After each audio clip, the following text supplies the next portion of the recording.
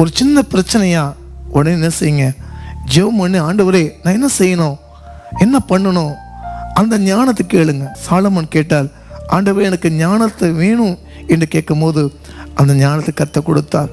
அதே போல் நீங்கள் கேளுங்க, ஆண்டவரே நான் உபத்திரத்தில் இருக்கிறேன், நான் பிரச்சனை இருக்கிறேன், எனக்கு ஞானம் வேணும் கேளுங்க. ஞானம் இல்லாத எனக்கு விழுந்து போகிறாங்க. சின்ன சின்ன கணவன் மனைவிக்கு பிரச்சனை வரும்போது அவங்க விலகி போகிறாங்க. அப்பேற்பட்ட சூழ்நிலையிலும் ஆபத்து காலத்தில் வரும்போது பார்த்தீங்கன்னா, மனித சாயலாக இருக்கும் போது யாரெல்லாம் இயேசுவை தேடி வந்தாங்களோ அற்புதம் அடையாளம் செய்தார். உலகம் உங்களை பகைச்சா நீ ஆச்சரியப்படாத. உன் வீட்டாரு உனக்கு சத்துருவாய் எழும்பினாலும் கர்த்தர் உன் பக்கத்தில் இருந்து எல்லாவற்றையும் அவர் தேவைகளை சந்திப்பார்.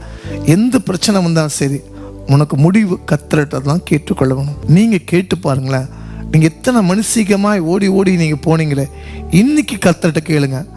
யோவான் 14:18 சொல்லு, என் நாமத்து நிமித்தம் எதை கேட்டாலும் தருவேன் என்று சொல்லிக்கிறார். கேட்கிற ஒருவனும் பெற்றுக்கொள்வார். நீங்கள் கேட்டு பாருங்க, தராளியா நிச்சயமாக தருவார். உங்களுக்கு எல்லாருக்கும் எந்த பிரச்சனை வந்தாலும் தீர்வு தேவனிடத்துல தான் வரணும்.